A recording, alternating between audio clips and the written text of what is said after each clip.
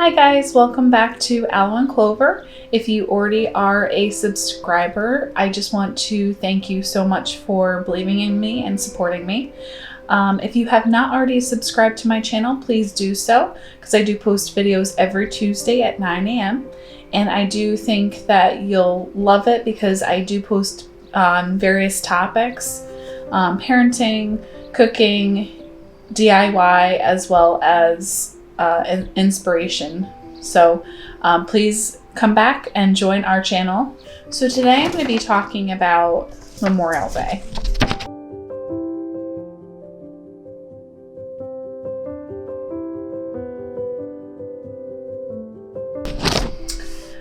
Memorial Day is obviously a very important day and is a sad thing to talk about because it means that we've lost people who have served this country and have served it well and laid down the ultimate sacrifice. So to them and to all military servicemen and women, I do give honor to you and your families. And obviously Memorial Day specifically is for those who have already died. So to those families of the veterans who have passed, please know that I appreciate their service and it was not for nothing. So you might be wondering why I picked this topic to talk about, because it is kind of on a sadder note.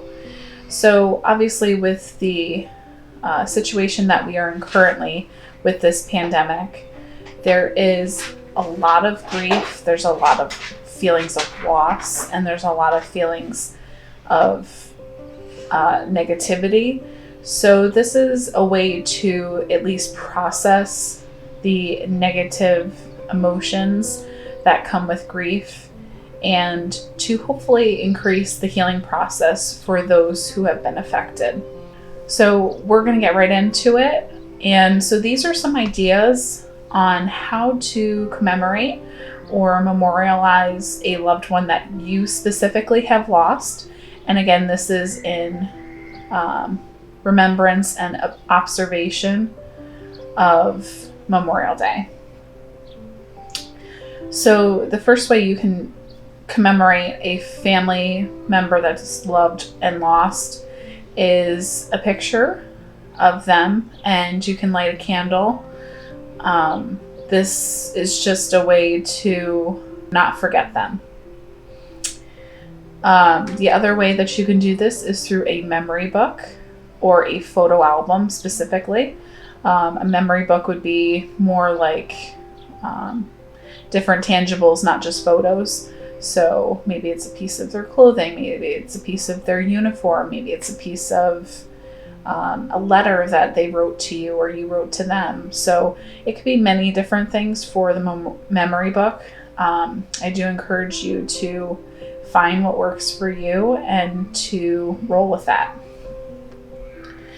The next thing that you can do is you can write them a letter.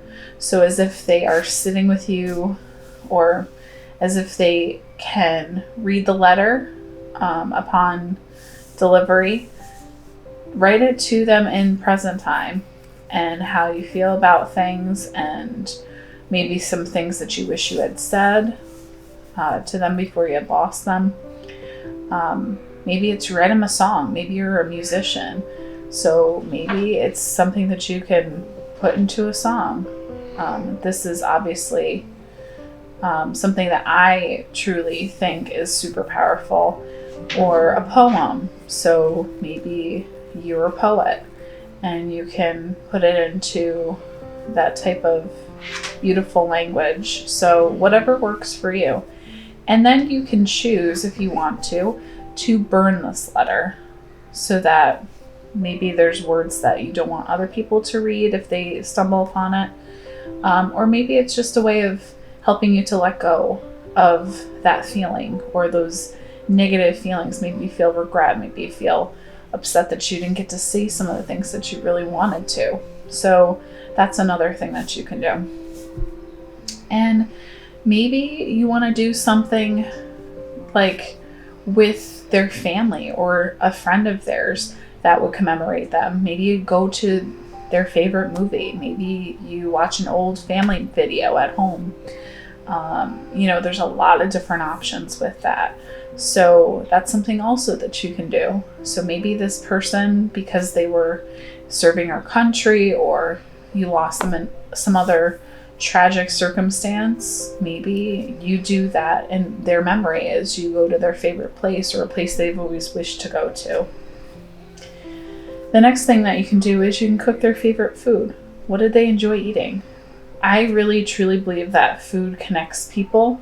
I think that you kind of let a part of your soul go into your food and to your cooking, because it's a way of showing love. So I certainly think that is a great way to commemorate family or friends. The next thing that you can do, although I'm not good at this, is woodworking. My husband is very good at this. If you needed someone to help you with this woodworking project, please take a look at my husband's Etsy account on Gorton and Oak. And, you can send him a private message if you don't see exactly what you're looking for.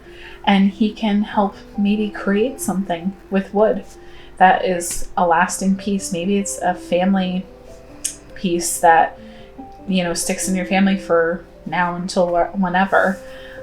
So just keep that in mind. And then there's also, you can create a craft. Maybe you sew a quilt, or you knit a blanket, or something of that nature. So use your creativity to help you to process those feelings that you are feeling. And I probably should have said this at the beginning, but I am not a professional at this. This is just my opinion. This is just things that I have tried to help with grieving process in the past and current.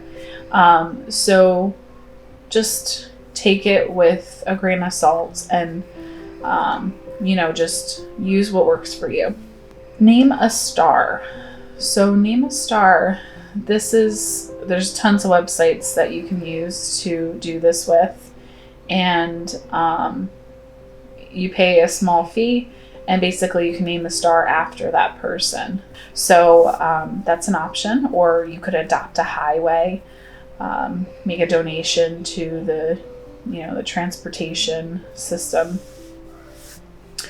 Or like I had previously mentioned, you can complete their bucket list. So maybe they just never got to do this thing because they were, like I said, serving their country, or they died from other circumstances. Maybe this is a way that you can complete that bucket list in their honor. And I think that's really very special and very precious. The next thing that you can do is something that I have thought about doing in the past, is plant a tree, or just get a plant. Maybe they were a gardener. Maybe they were someone who really enjoyed doing those types of things. So, that's an option for you as well. Visit their final resting place, or their favorite place. So their final resting place, maybe you clean off their grave as a sign of respect and love and honor. I know that I've done this in the past, and it makes me feel good. So maybe that's something that could work for you, or you light a candle at their grave. Although there might be regulations to that, so check with your local cemetery if that's something that you consider. Favorite place. So like I said, maybe you go to their favorite place, and that's a way to honor them and keep their memory alive. The next thing that you could do is release balloons or butterflies or something out into the air. Again, you might want to check with your local authorities on that to see if you're able to do that. But if you are, it's certainly a great option for you. The next thing that you could do is do a personal piece of jewelry, like a locket, to commemorate them. Maybe it has their picture in it, maybe it just has their name, or a saying that they always used to say, things of that nature. You can donate to their favorite charity or cause. So you can donate to their favorite charity or cause.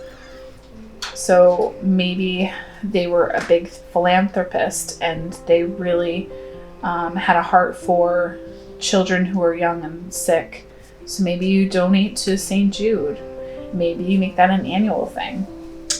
In the past, I had done a walkathon to raise money and awareness for a cause that was dear to my heart, and that helped me to process some of the feelings that I was feeling as well when I lost a loved one. So pray for them. Pray for their family. Pray for your family. Prayer is very powerful. Maybe this isn't your cup of tea because you're not a believer, but maybe it is your cup of tea because you are a believer. And so maybe prayer is something that you could do. Pray for them, pray for their families, pray that they find healing and peace in this life or in the next life, if that's what you believe. So those are some options for how to commemorate a loved one. And it doesn't matter what the circumstance was. It just means that it just matters that you lost them. And this is your way of not only helping yourself, but just helping the healing process in general. Or maybe you share this with someone you know who's really struggling right now, and maybe this will help them. Now, like I had said before, I am not a therapist. And if obviously you feel that your grief is too much for you to bear, I hope that you will seek help with counseling service. There's no shame in going to get counseling.